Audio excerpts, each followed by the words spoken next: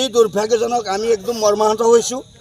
এই কালপিতক আমি সবে ৰাইজে এতিয়া দেখা নাই যেতিয়া, কিন্তু এদিন নহয় এদিন ধৰা পৰিলে এই কালপিতক আমি ৰক্ষা নিদিওঁ। আৰু এতিয়া সকলো আমি গোপালপুৰৰ ৰাইজ, আমাৰ ধেমাগড়ৰ ৰাইজ প্ৰায়খিনিয়ে গৈ আমি লাগিলে আমাক আইনে এৰেষ্ট কৰক, যি কৰক, আমি চাকি বন্তি জ্বলাই হে মা ভৱানী এই কালপিতক শাস্তি কিন্তু দিয়ক, সেইখিনি ক'লোঁ। এতিয়া আমি দেখা নাই যেতিয়া গতিকে আমি এতিয়া দেখা নাই যেতিয়া ই বুলি ক'ব নোৱাৰোঁ, কিন্তু এদিন ওলাব। গতিকে এইখিনিকে কৈ আমি দুয়োটা গাঁৱৰ ৰাইজৰ মাজত যাতে ভাতৃত্ববোধ অক্ষুণ্ণ থাকক, মোৰ ক'বলগীয়া ইমানেই। কালপিতক আমি বিচাৰি উলিয়াবলৈ অহৰহ চেষ্টা কৰিম। ধন্যবাদ। এইটো আচলতে কি বিচাৰে আপোনালোকৰ এনেকুৱা জেগাত এটা ধৰ্মীয় অনুষ্ঠানৰ এখন বেনাৰ আছিলে, বেনাৰখন ফালি পেলালে বুলি কৈছে, কি ক'ব? হয় হয়, এইটো একেবাৰেই দুৰ্ভাগ্যজনক কথা।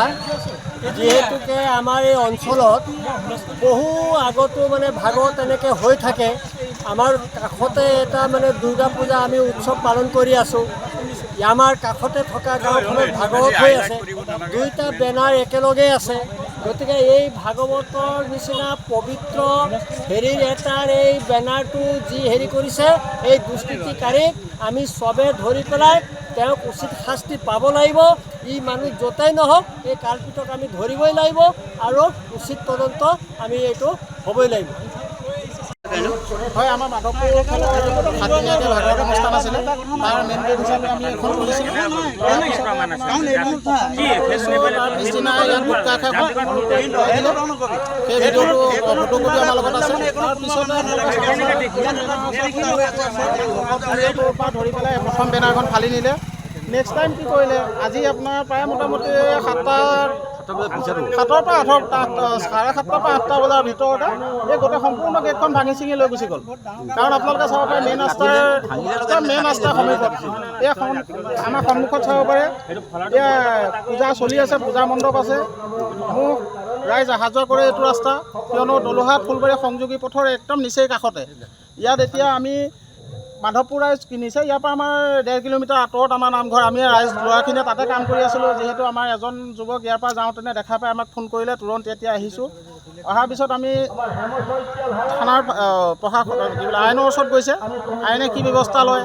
আমাৰ অসমীয়া এটা অনুষ্ঠান, যিটো আমি ভাগৱত বুলিলে চবেই ভক্তি কৰে, সেই অনুষ্ঠান ভাগৰ মেইন গেটখন ফালি এনেকুৱা অৱস্থা কৰিলে।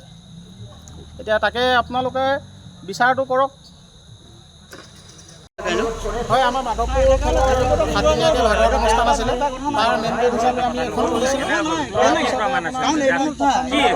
তাৰ পিছদিনা ইয়াত গুটখা খাই সেই ভিডিঅ'টো ফটোকপি আমাৰ লগত আছে। তাৰপিছতে পৰা ধৰি পেলাই প্ৰথম বেনাৰখন ফালি নিলে। নেক্সট টাইম কি কৰিলে, আজি আপোনাৰ প্ৰায় মোটামুটি 7টাৰ পৰা 8টা বজাৰ ভিতৰতে এই গোটেই সম্পূৰ্ণ গেটখন ভাঙি চিঙি লৈ গুচি গ'ল। কাৰণ আপোনালোকে চাব পাৰে মেইন ৰাস্তাৰ সমীপত এইখন আমাৰ সন্মুখত চাব পাৰে, এতিয়া পূজা চলি আছে, পূজা মণ্ডপ আছে। মোক ৰাইজ অহা যোৱা কৰে এইটো ৰাস্তা, কিয়নো দলোহা ফুলবাৰী সংযোগী পথৰ একদম নিচেই কাষতে। ইয়াত এতিয়া আমি মাধৱপুৰ ৰাইজ কিনিছে, ইয়াৰ পৰা আমাৰ 1.5 কিলোমিটাৰ আঁতৰত আমাৰ নামঘৰ। আমি ৰাইজ ল'ৰাখিনিয়ে তাতে কাম কৰি আছিলোঁ। যিহেতু আমাৰ এজন যুৱক ইয়াৰ পৰা যাওঁতেনে দেখা পাই আমাক ফোন কৰিলে, তুৰন্ত এতিয়া আহিছোঁ। অহাৰ পিছত আমি থানাৰ প্ৰশাসন আইনৰ ওচৰত গৈছে, আইনে কি ব্যৱস্থা লয়। আমাৰ অসমীয়া এটা অনুষ্ঠান, যিটো আমি ভাগৱত বুলিলে চবেই ভক্তি কৰে, সেই অনুষ্ঠান ভাগৰ মেইন গেটখন ফালি এনেকুৱা অৱস্থা কৰিলে। এতিয়া তাকে আপোনালোকে বিচাৰটো কৰক।